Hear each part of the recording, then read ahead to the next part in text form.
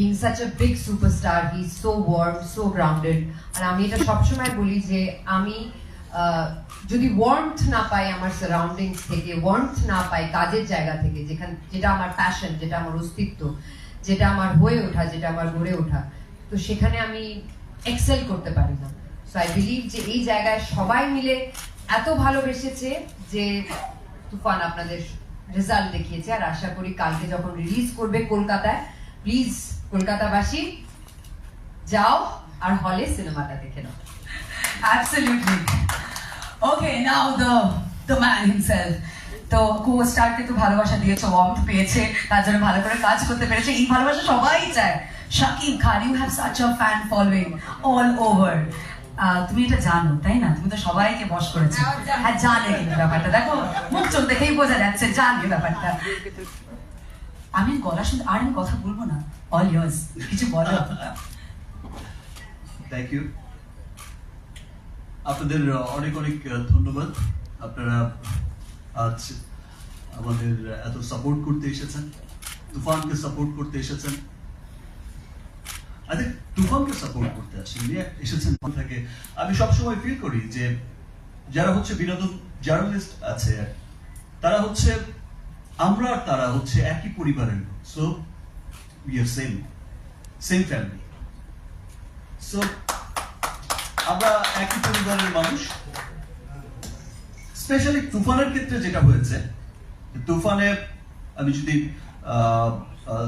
স্টোরিটা ছোট্ট করে বলতে চাই, স্টোরিটা শুরু হয়েছে একটা সুন্দর কোলাবোরেশন থেকে, বাংলায় কোলাবোরেশন। ওপার বাংলা থেকে আমাদের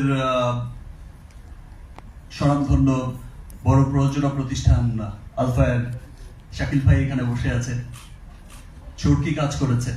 এপার বাংলা থেকে এসডিএফ।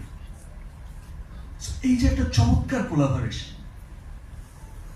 আর যিনি ডাইরেকশন দিয়েছেন রায়হান রাফি, ওকেও সবাই হিট মেশিন নয়। এই যে চমৎকার কোলাবোরেশন। তারপরে এসেছে সুপারস্টার বিউটিফুল মিমি চক্রবর্তী। বাংলার এই যে চমৎকার কোলাবোরেশন, অ্যাকচুয়ালি আমাদের না খুব একটা আলাদা করে দেখার কিছু নেই যে আমার পছন্দের শহর ঢাকা বা আমার পছন্দের শহর কলকাতা। আমরা হচ্ছে বাঙালি, উই আর বেঙ্গলি। এটাই হচ্ছে আমাদের একটা পরিচয় হওয়া উচিত। এবং আমরা ফিলও করি সবসময় তাই যে আমরা বাঙালি।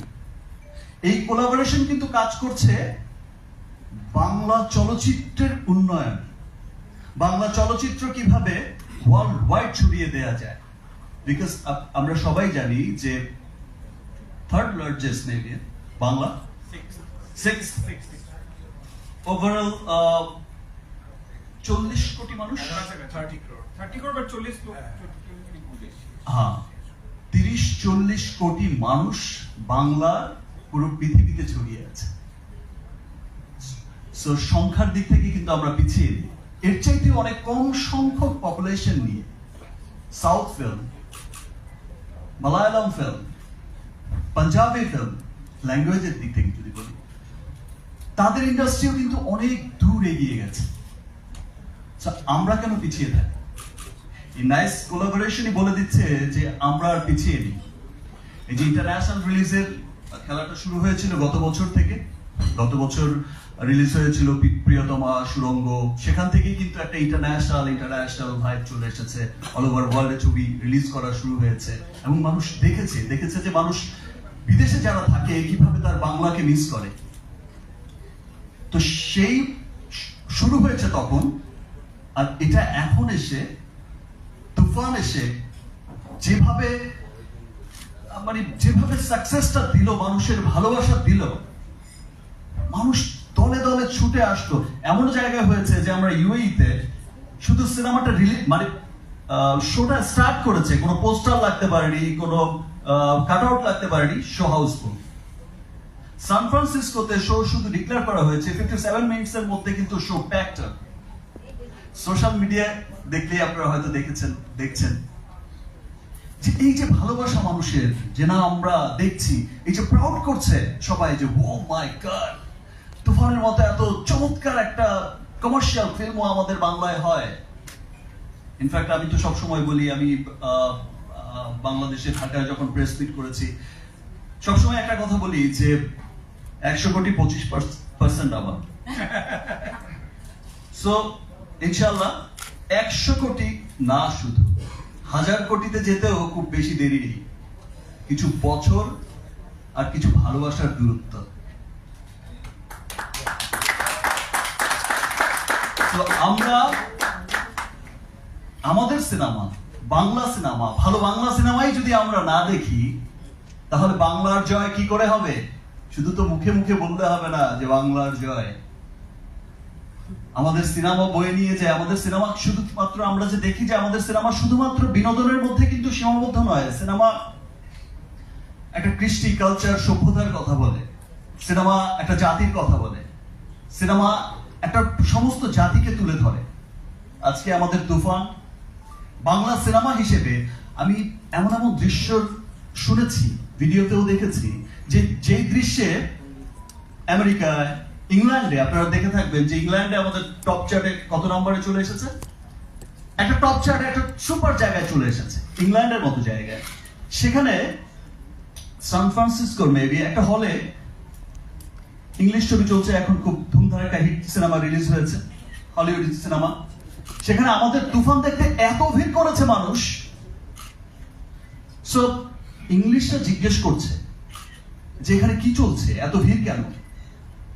এই যে প্রাউড করে বলছে এখানে আমাদের বাংলা সিনেমা রিলিজ হয়েছে, এটা একটা সুপার হিট সিনেমা, তোমরাও এসে দেখো।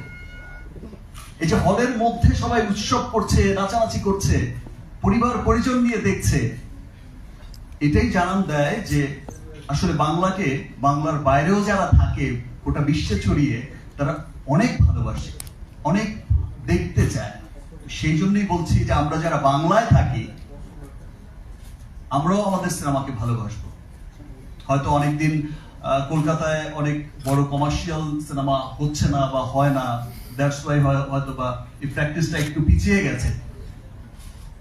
বাট আমি এইটুকু বলতে পারি যে তুফান থেকে যে তুফান উঠেছে, এই তুফান কখনো থামবে না, এই তুফান থামার নয়।